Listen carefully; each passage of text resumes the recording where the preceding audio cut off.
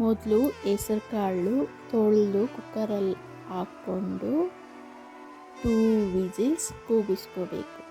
ಬೇಳೆ ಎಲ್ಲ ಚೆನ್ನಾಗಿ ಬೆಂದಿರುತ್ತೆ. ಆಮೇಲೆ ಸೊಪ್ಪು ಎಲ್ಲ ತೊಳ್ಕೊಂಡು ಸೊಪ್ಪು ಕುದಿಯೋಕೆ ಇಟ್ಟಿದ್ದೀನಿ.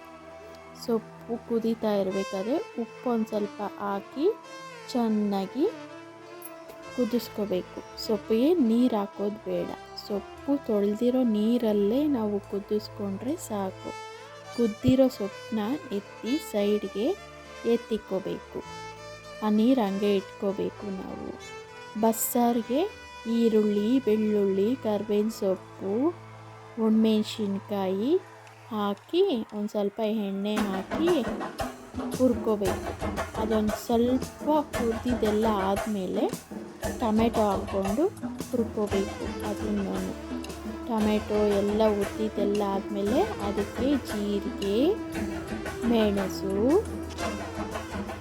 ಹಾಕಿ ಒಂದು ಸ್ವಲ್ಪ ಬಿಸಿ ಮಾಡಿಕೊಂಡು ಅದಕ್ಕೆ ಕಾಯಿ, ಕೊತ್ತಂಬರಿ ಸೊಪ್ಪು ಮತ್ತು ಬೇಯಿಸಿಟ್ಟಿರೋ ಹೆಸರು ಕಾಳು ಒಂದು ಸ್ವಲ್ಪ ಹಾಕ್ಕೊಂಡು ಎಲ್ಲ ಮಿಕ್ಸಿಗೆ ಹಾಕ್ಕೋಬೇಕು.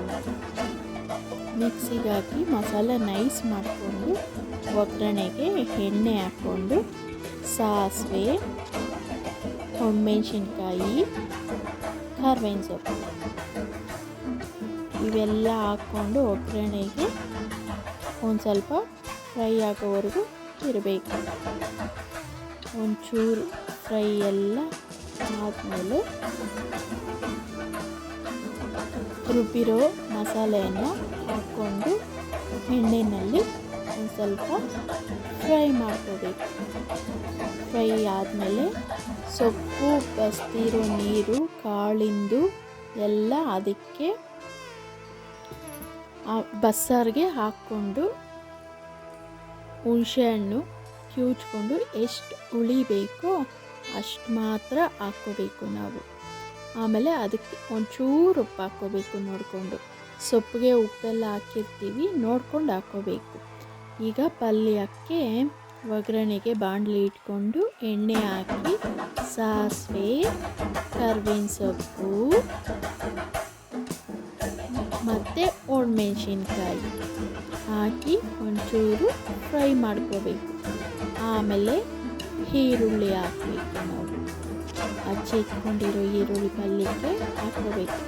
ಅವೆಲ್ಲ ಫ್ರೈ ಮಾಡ್ಕೋಬೇಕು. ಫ್ರೈ ಎಲ್ಲ ಆದಮೇಲೆ ಬೇಳೆ, ತೊಗರಿಬೇಳೆ ಮತ್ತು ಹೆಸರು ಕಾಳು ನಾನು ಮಿಕ್ಸ್ ಮಾಡಿ ಹಾಕಿದ್ದೀನಿ ಪಲ್ಯಕ್ಕೆ. ಎರಡು ಮಿಕ್ಸ್ ಮಾಡಿ ಹಾಕ್ಕೊಂಡಿದ್ದೀನಿ. ಸೊಪ್ಪು ನಾವು ಬೆಂದಿದ್ದೆಲ್ಲ ಆದಮೇಲೆ ಒಂದು ಪ್ಲೇಟಲ್ಲಿ ತೆಗಿಕ್ಕಿರ್ತೀವಲ್ಲ ಅದು ನೀರೆಲ್ಲ ಹಿಂಡ್ಕೋಬೇಕು ಟೈಟಾಗಿ ನಾವು. ಆವಾಗ ಸೊಪ್ಪು ತಿನ್ನೋಕ್ಕೆ ಚೆನ್ನಾಗಿರುತ್ತೆ. ಆ ಬೇಳೆ ಎಲ್ಲ ಹಾಕಿ ಒಗ್ಗರಣೆ ಒಂದು ಸ್ವಲ್ಪ ಬೇಳೆ ಎಲ್ಲ ಬಿಸಿ ಆಗಬೇಕು. ಕಾಳು, ತೊಗರಿ ಕಾಳು, ಹೆಸರು ಕಾಳು ಅದು ಬಿಸಿ ಆದಮೇಲೆ ಆಮೇಲೆ ಸೊಪ್ಪು ನಾವು ಹಿಂಡ್ಕೊಂಡಿರ್ತೀವಲ್ಲ ಅದು ಹಾಕ್ಕೊಂಡು ಕಾಯಿ ಹಾಕ್ಕೊಂಡು ಮಿಕ್ಸ್ ಮಾಡ್ಕೋಬೇಕು ನಾವೆಲ್ಲ. ಒಂಚೂರು ಬಿಸಿ ಎಲ್ಲ ಆದಮೇಲೆ ಇಳಿಸ್ಕೊಂಡ್ರೆ ಪಲ್ಯ ರೆಡಿ ಆಗುತ್ತೆ.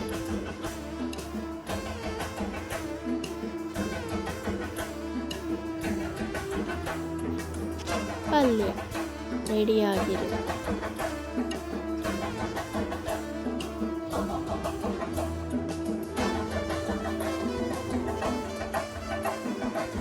ಬಿಸಿ ಬಿಸಿ ಮುದ್ದೆಗೆ